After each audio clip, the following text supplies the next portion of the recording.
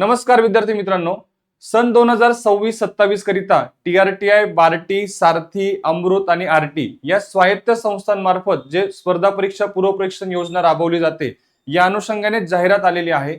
अर्ज देखील सुरू झालेले आहेत. आता विद्यार्थ्यांना फॉर्म भरताना नेमकी कोणती कागदपत्रे लागतात या संबंधीची संपूर्ण माहिती आपण या व्हिडिओच्या माध्यमातून बघणार आहोत. व्हिडिओ अतिशय महत्त्वाचा आहे, त्यामुळे शेवटपर्यंत नक्की बघा विद्यार्थी मित्रांनो, आता आपण बघू शकतो की टीआरटीआय मार्फत ही जाहिरात प्रसिद्ध करण्यात आलेली आहे. स्पर्धा परीक्षा पूर्व परीक्षण कार्यक्रम सामायिक प्रवेश परीक्षा सीईटी 2026 करिता संपूर्ण जी काही सविस्तर माहिती आहे ती वेबसाईटवर दिलेली आहे. आपण जर ऑफिशियली टीआरटीआय ची जी काही वेबसाईट आहे या वेबसाईटवर आपण जर गेलो, बघा या ठिकाणी खाली आपण बघू शकतो घोषणा व महत्त्वाच्या बातम्यांमध्ये 3 महत्त्वाचे मुद्दे दिलेले आहेत. आता सीईटी संदर्भात ऑनलाईन अर्ज करण्यासाठीची सूचना पण आलेली आहे आणि प्रत्येक संस्थेकरिता एक वेगळी रजिस्ट्रेशन लिंक सुद्धा देण्यात आलेली आहे. आपण इथे क्लिक केल्यानंतर बघू शकतो, बघा टीआरटीआय साठी वेगळी, बार्टी साठी वेगळी, सारथीसाठी, अमृतसाठी, आरटी साठी रजिस्ट्रेशनची लिंक पण उपलब्ध केलेली आहे. त्यासोबतच तुम्हाला इथे जे काही सीईटी साठी जे काही ऑनलाईन अर्ज करण्यासाठीच्या सूचना सुद्धा प्रसिद्ध केलेल्या आहेत आणि त्यासोबतच मार्गदर्शक सूचना सुद्धा या ठिकाणी दिलेल्या आहेत जाहिरात. आता बघा, आता याच्यामधला जो आपण भाग बघू शकतो की तुम्हाला अर्ज करताना नेमकी कोणते कोणते कागदपत्रे लागतात. आता जे पीडीएफ विद्यार्थी मित्रांनो, बघा तुम्ही जर सीईटीच्या इन्स्ट्रक्शन पीडीएफ ओपन केली, बघा याच्यामध्ये संपूर्ण या ठिकाणी माहिती दिलेली आहे. आता सर्वकष धोरणाच्या अनुषंगाने सन 2026-27 करिता टीआरटीआय, बार्टी, सारथी, अमृत आणि आरटी या स्वायत्त संस्थांमार्फत राबविण्यात येणाऱ्या विविध स्पर्धा परीक्षा पूर्व परीक्षा योजनांच्या सामायिक चाळणी परीक्षा म्हणजे सीईटी बाबत सूचना देण्यात आलेल्या आहेत. सर्व या सूचना तुम्ही या पीडीएफच्या माध्यमातून तुम्ही बघू शकतात.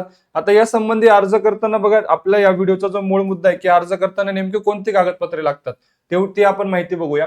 बघा, आता ऑनलाईन अर्ज सादर करताना आवश्यक जी काही कागदपत्रांची यादी आहे जी विद्यार्थ्यांना लागते, त्यातला सगळ्यात महत्वाचा पहिला भाग म्हणजे बघा, महाराष्ट्राचे आदिवासी म्हणजे रहिवासी प्रमाणपत्र डोमेसाईल सर्टिफिकेट तुमच्याकडे असणं गरजेचं आहे. सर्वांसाठी कंपल्सरी डोमेसाईल सर्टिफिकेट तुम्हाला लागणार आहे. ओके, त्याच्यानंतर दुसरा महत्वाचा मुद्दा बघा, जात जमातीचे प्रमाणपत्र म्हणजे तुमचं कास्ट सर्टिफिकेट. ओके, आता हे जे कास्ट सर्टिफिकेट आहे हे केवळ टीआरटीआय, बार्टी, सारथी व आरटी या 4 संस्थांकरिता तुम्हाला त्या ठिकाणी कास्ट सर्टिफिकेट इथे बंधनकारक केलेलं आहे, लक्षात घ्या. त्याच्यानंतर पुढे बघा, अनुसूचित जमातीचं वैधता प्रमाणपत्र म्हणजे ज्याला आपण कास्ट व्हॅलिडिटी म्हणतो. ओके, तर ही जे कास्ट व्हॅलिडिटी आहे ही तुम्हाला केवळ टीआरटीआय करिता या ठिकाणी आवश्यक केलेली आहे. आता ज्या उमेदवारांकडे कास्ट व्हॅलिडिटी आहे ते अर्ज भरू शकतात किंवा ज्या उमेदवारांकडे नाहीये त्या संबंधी सुद्धा सूचना दिलेली आहे, लक्षात घ्या. बघा, किंवा वैधता प्रमाणपत्राकरिता अर्ज केला असेल तर अर्जाची पोच पावती. ओके, म्हणजे तुमच्याकडे आता जर कास्ट व्हॅलिडिटी नाहीये, ओके, तर हरकत नाही. तुम्ही जर कास्ट व्हॅलिडिटी काढण्यासाठी जो अर्ज केलेला असेल त्या अर्जाची जी काही पावती आहे ही पावती तुमच्याकडे असेल तरी तुम्ही अर्ज करू शकतात, काही अडचण नाही. ज्यावेळेस पुढे तुमची जेव्हा निवड होईल, निवड झाल्यानंतर तुमचं डॉक्युमेंट व्हेरिफिकेशन होईल, त्यावेळेस मात्र तुम्हाला कास्ट व्हॅलिडिटी ओरिजिनल तुमच्याकडे असणं आवश्यक आहे, लक्षात घ्या. म्हणजे आता अर्ज करताना पावती असेल अर्ज केल्याची तरी चालणार आहे. ओके, पुढे तुम्हाला 10वीचे गुणपत्र किंवा प्रमाणपत्र लागेल, तसेच सोबतच 12वीचे गुणपत्र किंवा प्रमाणपत्र लागेल, पासिंग सर्टिफिकेट लागणार आहे. त्याच्यानंतर बघा, पदवीचे गुणपत्र किंवा प्रमाणपत्र लागणार आहे तुम्हाला.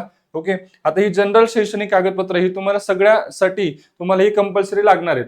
त्याच्यानंतर बघा पुढे, तहसील कार्यालयातून निर्गमित केलेला 8 लाखापेक्षा कमी उत्पन्न असलेला वार्षिक उत्पन्नाचा दाखला आर्थिक वर्ष 2025-26 चा, लक्षात घ्या. उत्पन्नाचा दाखला तुम्हाला 2025-26 चा लागणार आहे. ओके, तो पण तहसीलदार कार्यालयातून निर्गमित केलेला असावा, लक्षात घ्या. ओके, त्याच्यानंतर पुढे, आता दिव्यांगत्वाचा दाखला लागू असल्यास तुम्हाला तो दिव्यांगत्वाचा दाखला लागेल. तो पण बघा, शासनाच्या सक्षम प्राधिकारी यांनी वेळोवेळी विहित करण्यात आलेल्या नमुन्यातील वैध दिव्यांगत्वाचे प्रमाणपत्र तुम्हाला या ठिकाणी लागणार आहे, लक्षात घ्या. त्याच्यानंतर अनाथ जर असेल, एखादा विद्यार्थी अनाथ असेल तर त्या संबंधीचा तुम्हाला दाखला या ठिकाणी लागणार आहे. मग तो कसा लागणार आहे? उपायुक्त, महिला व बाल विकास आयुक्तालय यांनी निर्गमित केलेला दाखला तो असावा. ओके, लक्षात घ्या. त्याच्यानंतर सगळ्यात महत्वाचं म्हणजे नॉन क्रिमिलियर प्रमाणपत्र सारथी संस्थेकरिता. ओके, तुम्हाला एनसीएल तुम्हाला लागणार आहे, लक्षात घ्या.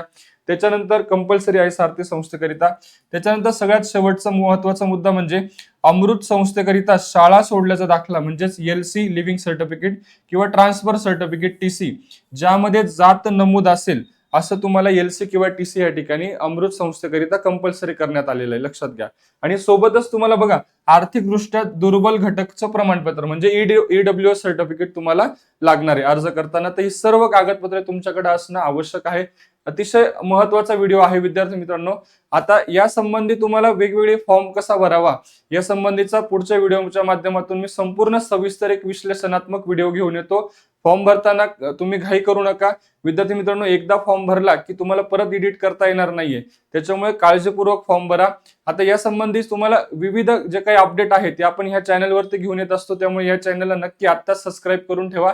व्हिडिओ आवडला असेल तर लाईक करून आपल्या जास्तीत जास्त मित्रांना नक्की शेअर करा. भेटूया पुढच्या व्हिडिओमध्ये. तोपर्यंत धन्यवाद.